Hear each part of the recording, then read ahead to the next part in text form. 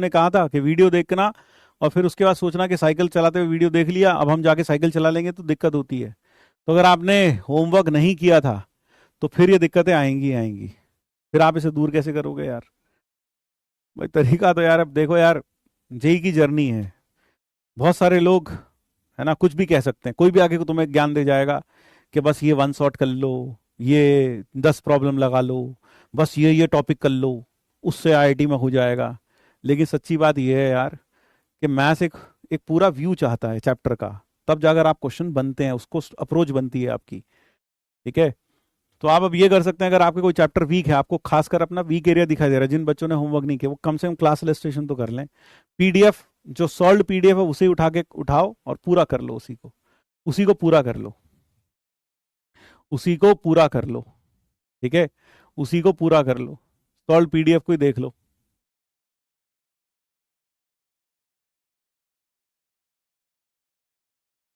Formula याद नहीं है ना? अगर फॉर्मूला याद नहीं है, बहुत सारे लोग आगे ज्ञान दे जाएंगे यार, ये कर लो बस, वो कहेगा स्ट्रेट लाइन में बस shortest distance between two skew lines का फॉर्मूला याद कर ले। अब कल को वहां आईआईटी में, जेई मेंस में जरूरी नहीं है कि सीधा एक लाइन लिखी होगी, ये दूसरी लाइन लिखी होगी और कहा होगा इनके बीच का शॉर्टेस्ट डिस्टेंस निकालो। इतने स्ट्रेट फॉरवर्ड क्वेश्चन नहीं आते। बल्कि कई बार क्या आता है कि ये लाइन है, इस पॉइंट से पास हो रही है, उस वेक्टर के पैरेलल है, या इन दोनों वेक्टर्स के परपेंडिकुलर है, और फिर इन दोनों के बीच का शॉर्टेस्ट डिस्टेंस निकालो। बस ऐसा बच्चा वहां मर जाता है जो सिर्फ शॉर्टेस्ट डिस्टेंस का फॉर्मूला, जिसने यूट्यूब का वीडियो देख लिया, बस शॉर्टेस्ट डिस्टेंस पढ़ लो, बस उसने फॉर्मूला रट्टा मारा, 10 सवाल कर लिए उसके ऊपर, बेस काम खत्म। अब जब जेई में जाएगा, होगा क्या, वहां क्या होगा, एक लाइन है जो एक पॉइंट से पास होती है और दो वेक्टर्स के परपेंडिकुलर है, उस लाइन का इस लाइन से शॉर्टेस्ट डिस्टेंस निकालो, बस वो ढेर हो जाएगा। तो दिक्कत यही होती है। तो इसलिए आपको एक होलिस्टिक व्यू चाहिए होता है पूरे चैप्टर का। तो इसलिए ध्यान रखिएगा, सबसे पहली चीज, अगर आप क्वेश्चन देख के ब्लैंक हो जाते हैं, क्वेश्चन समझ नहीं आता, तो पहला चीज क्या है, क्वेश्चन को मल्टीपल टाइम्स पढ़िए, रीड क्वेश्चन मल्टीपल टाइम्स। एक आदत डालो, रीड क्वेश्चन मल्टीपल टाइम्स अगर समझ में नहीं आता तो, और पीस मील में पढ़ो क्वेश्चन मल्टीपल टाइम्स, मतलब बार बार क्वेश्चन को पढ़ो, 2 या 3 बार अगर समझ में नहीं आता तो। ठीक है, और कैसे पढ़ो, मल्टीपल टाइम्स, और कैसे पढ़ो, पीस वाइज पढ़ो, पीस वाइज पढ़ो। तुमने देखा होगा मुझको, मैं कभी भी पूरा क्वेश्चन एक साथ नहीं पढ़ता, मैं पहले इतना पढ़ता हूं, उससे जो मिलता है वो लिख लेता हूं, फिर आगे पढ़ता हूं, फिर तुमने देखा होगा कभी भी पूरा क्वेश्चन नहीं पढ़ता एक साथ। क्यों? ये पढ़ा, अगले वाला ये आगे आए, वो वाला भूल के क्या था, तो मिक्स हो जाएगा सब। तो उसे पीस वाइज पढ़ो, लेकिन मल्टीपल टाइम्स पढ़ लो साथ में। पहले पीस वाइज पढ़ो, फिर उसी को मल्टीपल टाइम्स पढ़ो, ताकि अच्छे से समझ में आ जाए। ठीक है, हाँ। फिर उसके बाद next, read questions multiple times, piece wise पढ़ें पूरे क्वेश्चन को, और साथ में अगर सिली मिस्टेक्स हो जाती हैं या फिर formula, revise hand written notes, अपने खुद के नोट्स या जो नोट्स हमने दिए हैं, रिवाइज हैंड रिटन नोट्स, उन्हें रिवाइज करते रहें, ताकि सारे फॉर्मूला आपके दिमाग में बने रहें, सारे फॉर्मूला आपके दिमाग में बने रहें। Revise hand written notes, hand written notes को रिवाइज करो। और सिली मिस्टेक, हाँ, हड़बड़ी हो जाती है, हड़बड़ी मत करो। ठीक है,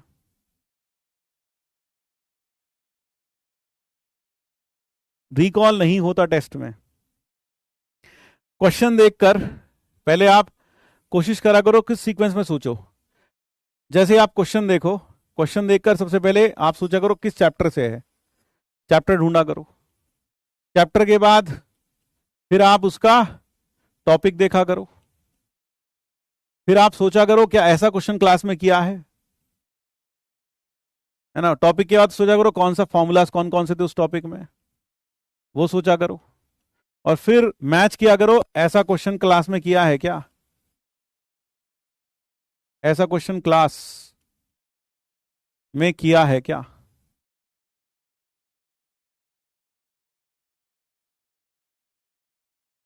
या इससे मिलता जुलता, वो थोड़ा सोचा करो, तो आपको क्वेश्चन को सॉल्व करने में आसानी होगी। ठीक है, आप पाओगे मैक्सिमम प्रॉब्लम्स। मैं ये नहीं कहता क्लास का क्वेश्चन ही आएगा, मैं ये सिर्फ इतना कहना चाहता हूं उससे मिलता जुलता किसी कॉन्सेप्ट का प्रॉब्लम आपने क्लास में डेफिनेटली कहीं ना कहीं किया जरूर होगा। तो आप उसे रिकॉल करने की कोशिश करें। इस तरह से करेंगे तो आपको समझ में आएगा कि हाँ, हम क्वेश्चन को इस तरह से अप्रोच कर सकते हैं। पहले क्वेश्चन देखा, चैप्टर सोचा किस टॉपिक से, वो देखा, फिर सोचा यार इससे मिलता जुलता कोई क्वेश्चन किया था क्या हमने। ठीक है।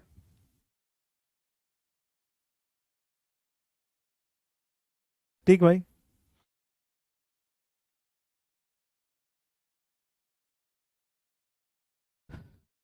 तो कुल मिलाकर रिवीजन करना ही सबसे इंपॉर्टेंट है। रिवाइज जरूर करो, रिवीजन इज नेसेसरी। और रिवीजन कब अपना कंप्लीट मानो, आपको कैसे पता चलेगा आपका रिवीजन अच्छा है। मान लो तुम्हें लगता है तुमने क्वाड्रेटिक पूरा क्वेश्चन के समेत अच्छे से कर लिया, मान लो क्वाड्रेटिक क्या, एक चैप्टर उठा लेता हूं। मान लो तुम्हें लगता है तुमने डेफिनेट इंटीग्रेशन पूरा रिवाइज कर लिया अच्छे से, डेफिनेट इंटीग्रेशन तुमने अच्छे से रिवाइज कर लिया, तुमने सब कुछ कर लिया। तो एक काम करो, रैंडम सैंपलिंग के थ्रू चेक किया करो कि तुमने सही रिवीजन तुम्हारा हो गया या नहीं हो गया। रैंडम सैंपलिंग क्या है? रैंडम सैंपलिंग है आप एट रैंडम कोई भी 3-4 सवाल उठाओ। जैसे मान लो लेक्चर 5 का मैं दूसरा तीसरा सवाल करके देखूंगा, उठा के करके देखो, अगर आपसे बन जाए तो आपकी रिवीजन अच्छी हो गई। ऐसे 2-3 बार करो। Random sampling is a sure test कि आपने अच्छे से रिवीजन कर लिया है। रैंडम सैंपलिंग करो, कहीं से प्रॉब्लम उठाकर करना शुरू करो। ठीक है, जब आपको लगे आपने पूरा रिवीजन कर लिया। What should be ideal speed? Ideal speed जो होनी चाहिए एक क्वेश्चन में, एक क्वेश्चन में देखो यार, आइडियल स्पीड डिपेंड करती है question to question. On an average पर क्वेश्चन जो लगना चाहिए वो लगना चाहिए लगभग 4 से 6 मिनट के बीच में, 4 से 6 मिनट के बीच में प्रति क्वेश्चन, इतना लगना चाहिए, 4 से 6 मिनट। कई क्वेश्चन में 10 मिनट भी लग जाएंगे depending on the level of difficulty. ठीक है। और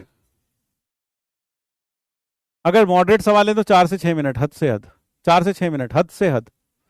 2.5 मिनट नहीं भाई, 2.5 मिनट तो आधा सवाल सोचेगा, करेगा, कैलकुलेट करेगा, मैथ है ये।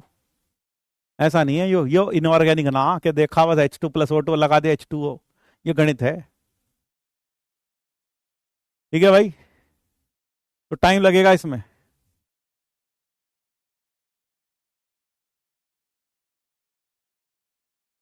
देखो यार, मैं ये तो नहीं कह सकता, मैं कैसे कहूंगा, मैंने कहा तो है, लेकिन अगर ये डिसाइड नहीं होता कि